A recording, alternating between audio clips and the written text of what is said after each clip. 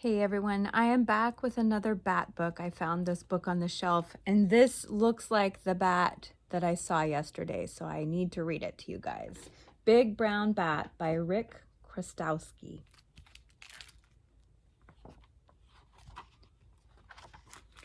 Shadows reach across fields one evening in June. As the warm glow of sunset fades, butterflies and songbirds settle into sleep. Now the sky belongs to night creatures. Big brown bats wake up in their secret roost. They live up in rafters of a farmhouse attic. The room is dark and quiet like a cave, but this cave is hot and dry, the perfect place for a nursery. The bats rush off on their nightly hunt. They stretch their wings and drop into the air one by one.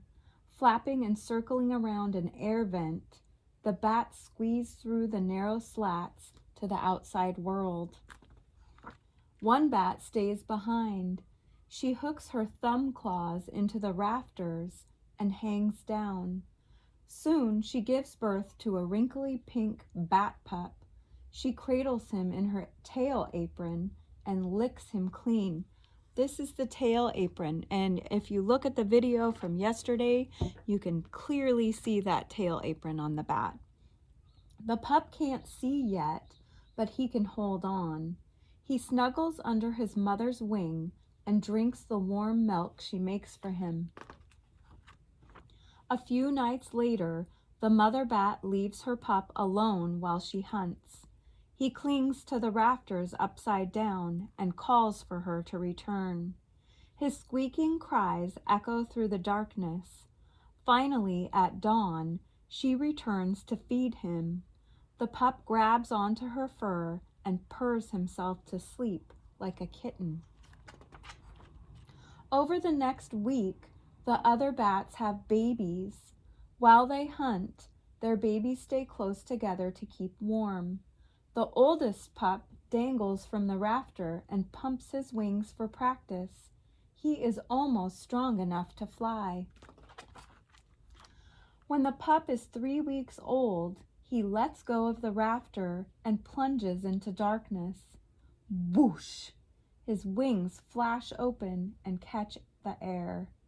The young bat flies with his hands. His long fingers and short arms are wrapped between 2 layers of rubbery skin. And it's true, I got the closest look at a bat that I ever have, and the wings do look rubbery. When he spreads his fingers, his wings open wide. He pumps the air to dash forward. Loop, swoop, spin. He flips in mid-air and tries to snag the rafter with his toe claw. After lots of fluttery stumbling, he finally grabs hold. 1 week later, the mother bat weans the pup off her milk. He is a young bat now and needs to hunt for his supper. He follows his mother out the air vent and gets his first look at the vast starry sky. Just then, his mother zips by, chasing a June bug. He watches her swoop down on the beetle and scoop it up in her tail apron. There's the tail apron again.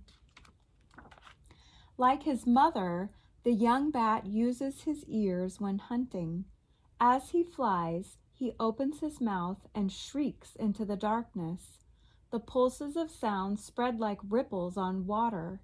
They bounce off objects and return to his ears as echoes. The bat gets clues from each echo. Together, they create a snapshot of the world around him. Trees, houses, other bats. An insect is flapping its wings up there in the treetop.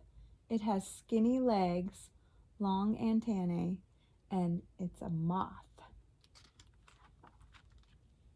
The bat pinpoints his prey. He shrieks faster, 30 pulses per second, 50, now 75. The echoes return at a furious pace. The moth has a secret weapon. She can hear the bat shrieks with a pair of ears on her back. She dodges left, whirls upward, then swerves right. But the bat flies straight and cuts her off. This is exactly what the mouth looked like to me. Just before the bat attacks, he shrieks 200 times per second. The echoes are so close together, they return as a buzz of information. He rushes in for the kill. The moth has one last chance to escape. She folds up her wings and dives from the sky like a fighter plane, just out of reach. The bat doesn't go hungry for long.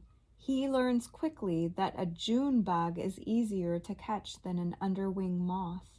He bites through the beetle's armor and tastes his first insect meal. After a week, the bat is a hunting machine, gobbling up 1/2 of his own weight in insects each night. In July, the bat eats cucumber beetles. In August, he eats leaf hoppers. And in September, he hunts for green stink bugs. By fall, the bat is fully grown and padded up with extra weight. The stored fat will keep him alive through winter. Cold nights and hard freezes tell the bats that it's time to leave the attic. The bat follows his mother across farm fields and down a ravine where limestone cliffs hide secret caves. He skims one last drink from the river, then disappears into the hideaway. During the icy winter, the bat clings to the face of a stone wall. For 6 months, while he hibernates, blood barely flows through his veins. Some days his body temperature falls below freezing. He's still alive, just waiting for spring. When the snow finally melts and insects buzz through the field, the bat and his family will wake up and own the night sky once again. And that is the end of Big Brown Bat. I hope you enjoyed. Have a great day.